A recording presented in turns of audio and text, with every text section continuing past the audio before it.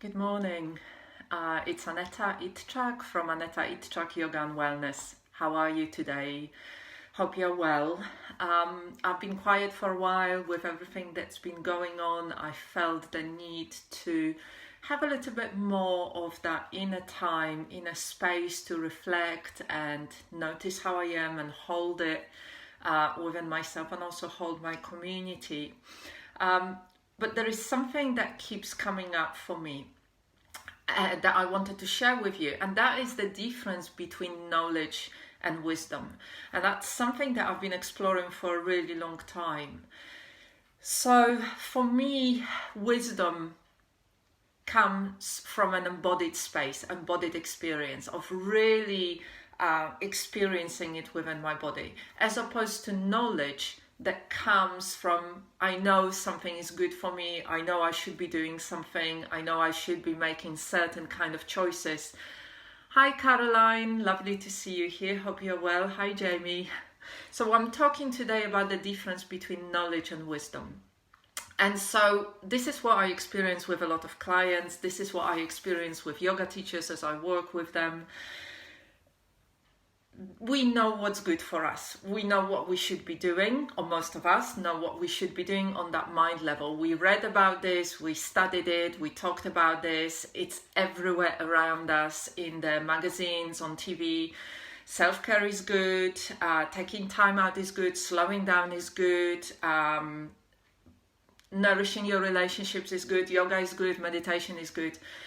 We know all of that, and at the same time our experience is also that we lack time. So I often hear that from clients. Yes, I want to connect with myself and I want to have transformation in my life. I want to nurture more self-care. I want to feel more myself, more relaxed, more grounded, more connected, but I haven't got time to do that. And so we know that. We know what we should be doing. But somehow there is that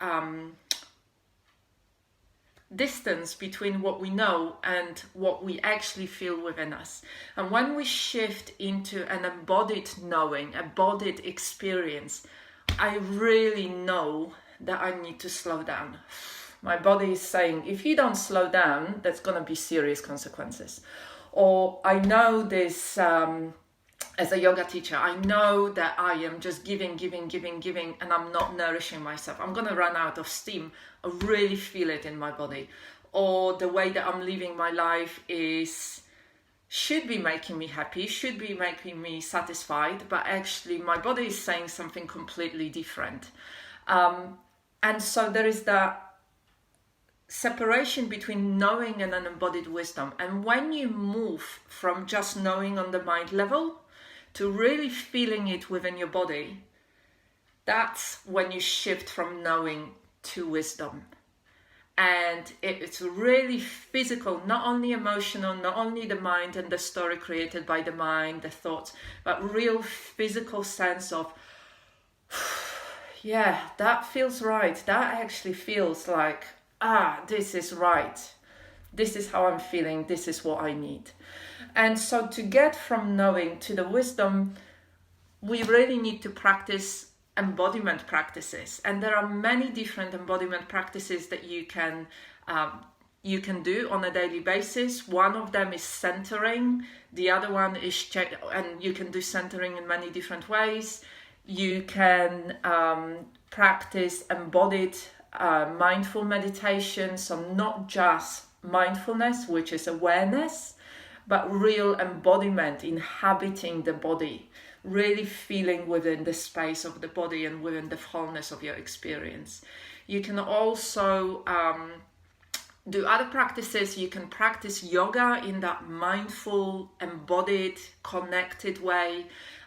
You can do running in the same way. You can do your writing if you're a writer, and I'm working with a really successful writer and she's bringing it into her writing, well, with two successful writers actually, and they're bringing it into their work. You can do it in any other way that feels like it leads to that sense of stability and inner connection and making decisions and choices from that connected space. So whether you're making those choices about the boundaries that you need to bring in your relationships, or decisions within your business, or decisions about your life or your health or your well-being, your career, any of that kind of stuff, when it comes from embodied wisdom, it's aligned and it's the right thing for you, rather than looking for advice from other people outside telling you how you should be living your life, how you should be running your business, how you should be in your relationships,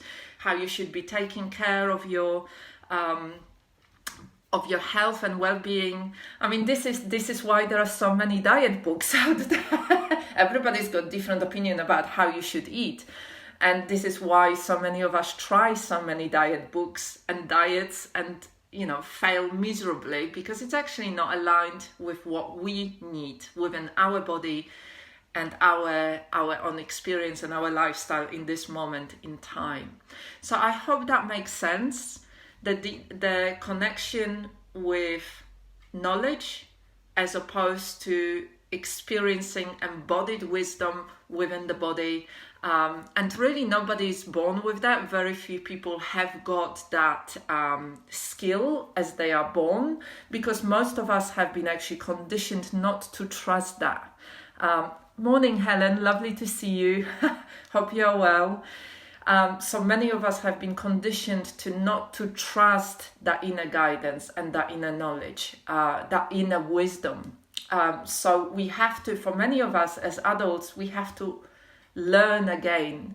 And there are those embodiment practices, also one of the other practices that I absolutely love that completely changed my life is the embodied deep listening, and that is the focusing, or sometimes as it's called, inner relationship focusing practice that I use as a daily checking in every single day. So there are many different embodiment practices that can help you move from just knowing on the mind level into real embodied wisdom experience within your body. And it all starts with simply choosing to learn it. So I hope that makes sense. I'd love to hear if you are doing any of the embodiment practices, if you try them, if you're practicing them, what your experience is. Let me know, and let's have a conversation and share this really important knowledge. Take care. Thank you.